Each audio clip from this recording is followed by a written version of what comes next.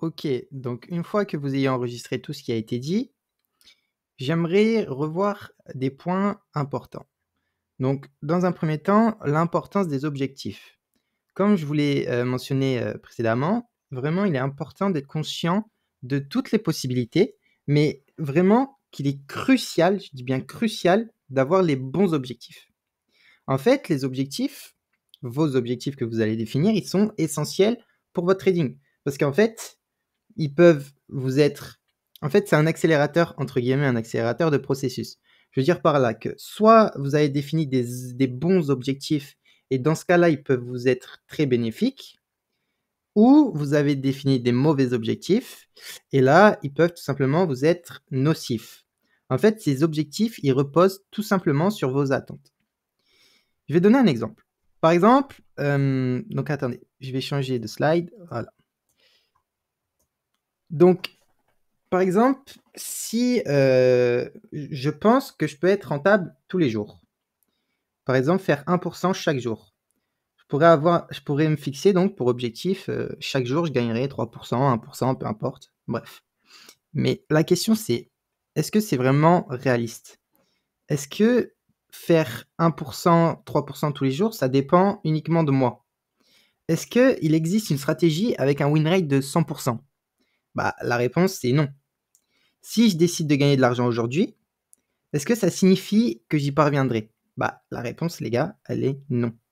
Elle est non, pourquoi? Parce que le trading, vous ne pouvez c'est impossible d'avoir 100 de win rate, de faire des gains tous les jours, parce que ça ne dépend pas uniquement de vous.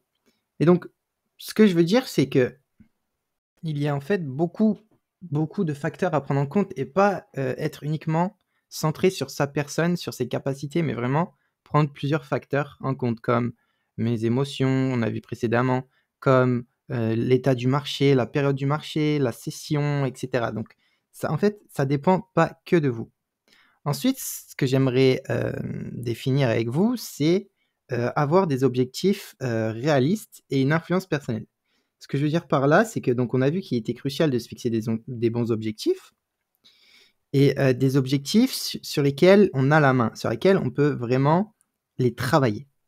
Par exemple, un objectif que tu ne peux pas travailler ou qui ça sera très compliqué, c'est faire 3 par jour, comme ça a été dit. Pourquoi? Parce que le marché te donnera pas tout ce que tu souhaites et cetera, c'est pas possible. Maintenant, si tu te fixes 1 par jour, ça peut te sembler facile, ça tu peux te dire que 1 c'est pas beaucoup, 1 R, c'est rien, sur le marché, c'est une bougie, si en fonction de ce que tu traites, bref. Mais même si tu arrives à suivre ton plan à la lettre, en fait, tu auras des conditions de marché qui seront pas optimales. Tu pourras même subir une série de pertes qui, bah, malgré ton travail, mais vu que ça ne dépend pas que de toi, bah, te poussera à prendre des décisions irrationnelles et en fait, bah, ces moments-là, c'est tout simplement ce qui vous mène à la frustration et quand cette frustration, elle apparaît, vous déviez de votre plan. En fait, vous respectez plus vos règles. Tu commences à chercher des trades, à courir après des opportunités et bah, ça finit par un abandon ou par, une pause, bref, pas quelque chose de positif. Donc la clé, c'est vraiment que vous vous concentriez sur ce que vous pouvez influencer. Ce que vous pouvez influencer, c'est quoi? Suivre votre plan, suivre votre système et être discipliné. Les seules choses que vous pouvez contrôler, c'est ça. Bien sûr, prendre un trade ou pas, mais ça rejoint donc suivre son plan. Bref. Maintenant, pour revenir à la fixation d'objectifs, j'aimerais vous partager une méthode qui est très pertinente et je vais aller la voir si ça veut bien. Hop là, je l'ai mis là, la méthode SMART, voilà. Qu'est-ce que la méthode SMART? En fait, la méthode SMART, ça va être une méthode qui va vous permettre de définir des objectifs vraiment clés. Que veut dire SMART? En fait, SMART, on emploie SMART parce que chaque lettre donc SMART en anglais, ça veut dire, intelligent, si je dis pas de bêtises. Cerveau, bref, non, pas cerveau, intelligent, ouais. Et donc, SMART, si vous mettez chaque lettre, ça signifie je vais vous le montrer. Donc, on a le S de SMART qui définit spécifique. Ensuite, on a le M qui définit mesurable. on a le A qui signifie atteignable, encore un R qui signifie réalisable, et pour finir, le T qui veut dire temporellement. J'ai mis des R, my bad. Temporellement. Donc, ce que ça veut dire, tout simplement. Spécifique, ça veut dire que c'est précis. Précis, ça veut dire que vous savez dans quelle direction vous allez. Mesurable, tout simplement, si votre objectif, on peut le quantifier. Atteignable, quelque chose d'atteignable, c'est-à-dire pas trop irréaliste, mais pas aussi trop réaliste. C'est-à-dire, on va pas chercher le bout de son nez, mais on va chercher plus loin, mais dans l'optique qui soit atteignable, en fonction de la période qu'on a définie. Ensuite, réalisable, donc ça rejoint un peu les deux, c'est-à-dire que objectif, je veux voler. Bon, là, tu vois, c'est pas un objectif SMART parce que c'est pas réalisable. OK?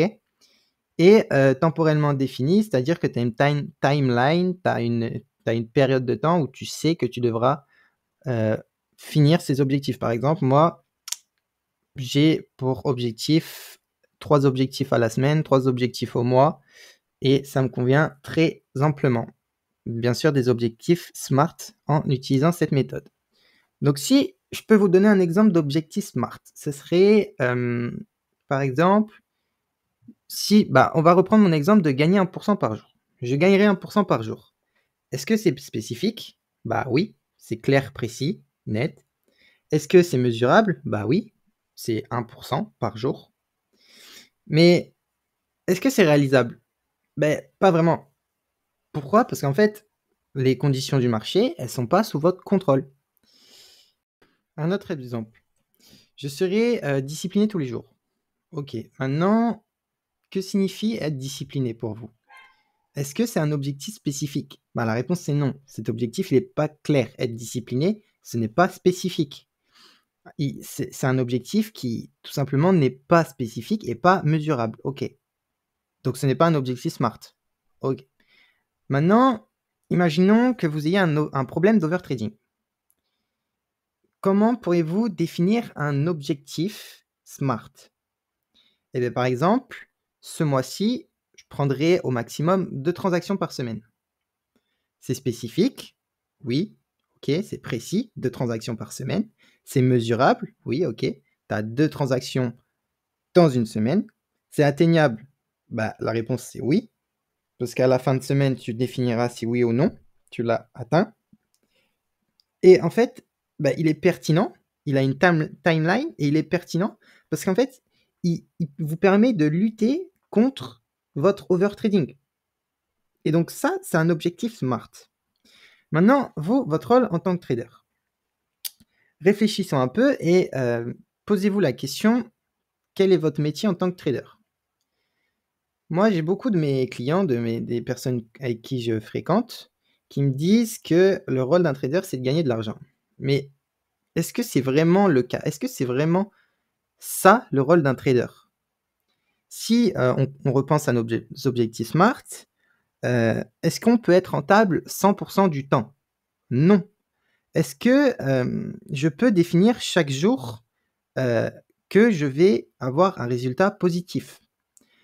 Non, parce que ce n'est pas sous mon contrôle. Et donc, on a donc une mauvaise attente, des mauvais objectifs, des mauvaises idées sur notre rôle en tant que trader. Moi, sur le point sur lequel je vais vous faire progresser, c'est vraiment de vous concentrer sur ce que vous pouvez contrôler. En trading, il faut vous concentrer sur ce que vous pouvez contrôler. Contrôler quand? Quand tu entres sur le marché, quand tu prends ta taille de position et quand tu quittes le marché. Ça, c'est ce que tu peux contrôler. Tu peux exécuter ta stratégie, suivre ton système, respecter tes règles et même gérer ton risque. Tu peux traquer tes données, collecter d'autres données, apprendre, etc. Ça, c'est ce que tu peux contrôler. Et je veux que tu mettes toute ton énergie sur ça et pas sur le fait de savoir quelle sera la direction du prix. Parce que ça, ce n'est pas contrôlable. Donc, pour conclure ce que j'avais à vous dire, j'ai oublié de faire défiler les slides. Donc là, on avait les objectifs SMART, voilà. Et donc votre rôle en tant que trader, contrôler entrée-sortie, taille de position, etc. Et éviter les frustrations. Donc là, on en vient à ma conclusion. Donc, si tu veux éviter les frustrations et tout simplement l'épuisement professionnel, faut que tu te fixes des attentes réalistes. Donc, comme je l'ai mentionné, tu peux utiliser la méthode SMART parce qu'elle est réalisable et pertinente et elle va te permettre de définir des bons objectifs. En fait, j'avais un mot de fin à vous dire, c'est que ça n'a pas de sens. Ça n'a pas de sens de stresser par rapport à des choses que vous ne contrôlez pas. C'était mon mot de fin, c'était vraiment ça. Vous stressez par rapport à quelque chose qu'on ne contrôle pas, pardon, c'est de la folie. C'est de la folie. Stresser par le fait que la Terre, je sais pas moi, elle tourne, tu peux pas le contrôler. Donc, ma foi, la Terre, elle tourne. Bon, j'ai pris un exemple bidon, mais on a compris. Stresser parce que la nuit, elle tombe à 23h, mais ça, c'est de la folie parce que à 23h, tu auras la nuit, tu peux pas le contrôler, tu peux pas changer la lumière, le soleil à 23h, tu peux pas. Donc, stresser, à ça revient à être de la folie. Donc, voilà ce que j'avais à dire sur cette vidéo. J'espère qu'elle vous aura plu. On se retrouve pour la prochaine.